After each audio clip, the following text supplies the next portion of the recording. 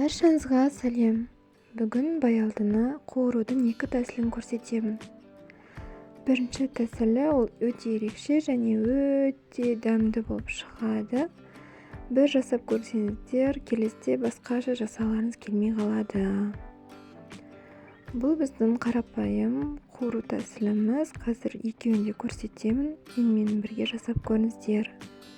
Бізге бар қажеті баялды, яғни баклажан, қызанақ, қияр, ұн, панировочный сухари және де жұмыртқа, чеснок, укроп, майонез және сметана. Майонез немесе сметана. Баклажанды біз осылай ұзыннан кесіп аламыз және де жұқарақ болғаны дұрыс, себебі біз бұдан рулет жасаймыз. Бұл жерде баялдыны домалақ қылып қана кестім. Қатты қалың болмағаны жақсы. Осылай жасап көріңіздер.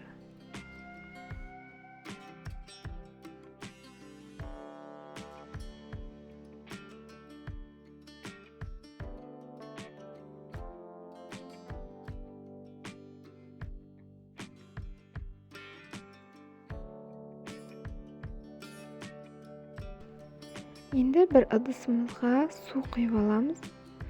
Соған шамамен үлкен қасықтай толтырып тұз саламыз. Оның үстіне барлық баклажандарды судың ішіне толықтай бататындай салып қоямыз. Шамамен бір жарты сағатқа. Сол кезде біздің баялдымыздың барлық қышқыл дәмдері кетіп қалатын болады.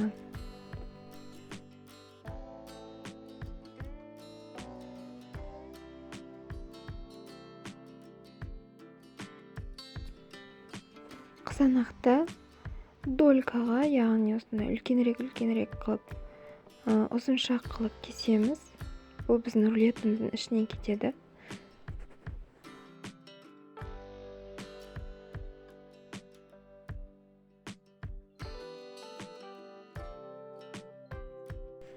Сондай-ақ қиярымызды да помидорымыз, яғни қызанағымыз сияқты ұзыншақ қылып турап шығамыз.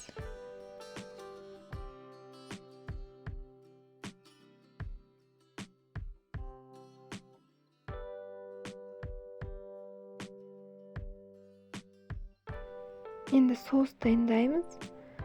Бұл жерде майонез, не болмаса қаймақты аламыз да, ішіне чеснок және де укропты салып, жақсылап тұрып араластырып аламыз. Енді бағанадан суда тұрған баклажанымызды шығарып, осындай арнайы салфеткаларға немесе қағазды полотенцеларға қойып құрғатып аламыз жақсылап.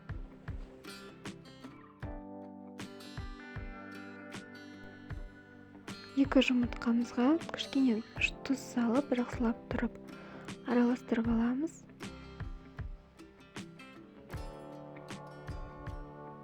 Енді баялдымызды бірінші ұнға жақсылап екі жағынан батырамыз.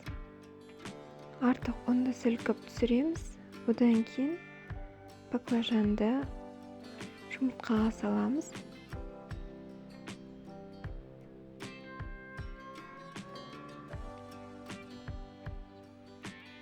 Енді қытырлақ нанымызға, яғни панировочный сухариға саламыз. Панировочный сухари болмаса, нанды духовкаға салып, сухарик қолдан жасап, оқтаумен немесе арнайы үгіткіштер болса, сонымен үгітіп алуға болады.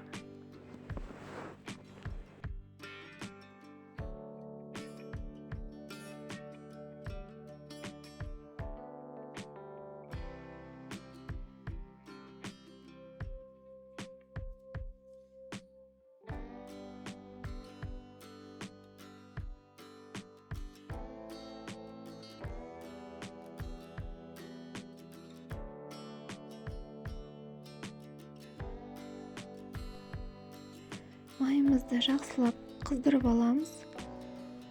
Содан кейін баклажанымызды екі жағынан қуырамыз. Майымыз қатты қызған болу қажет. Болмаса барлық майды баялды өзіне сіңіріп алуы мүмкін. Болғаннан кейін осылай алтын түсті болып шыққан кезде екі жағын қуырып болғаннан кейін қағаз сүлгіге қоямыз, барлық майды өзіне сіңіріп алу үшін.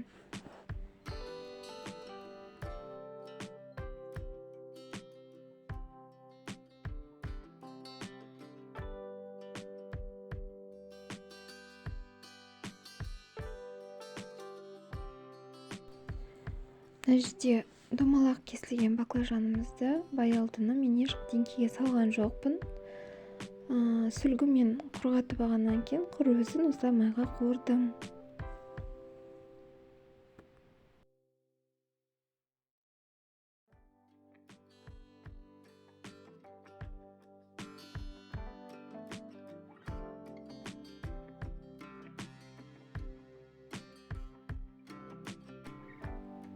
Ендігі помидорды ұзынша қылып, яғни домалақ қылып, жұқарақ қылып турап аламыз.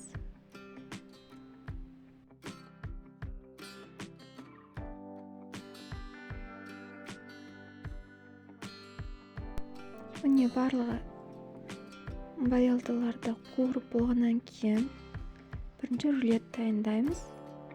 Осылай ұзындан ішіне соустың барлығын жағып шығамыз.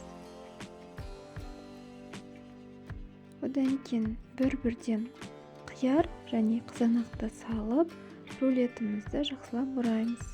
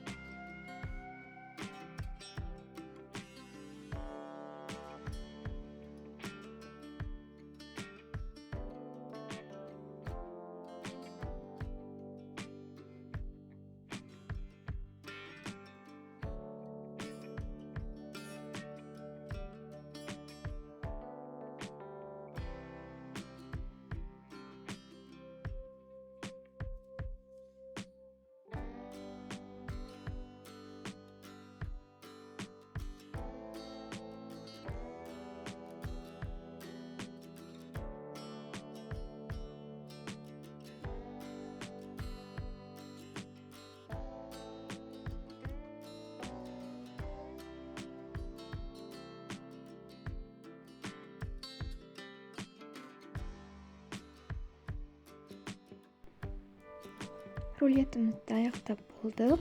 Енді домалақ піскен баялдымызды осылай соус үстіне жағып, үстіне баны домалақтап кескен қызанағымыздың барлығын қойып шығамыз.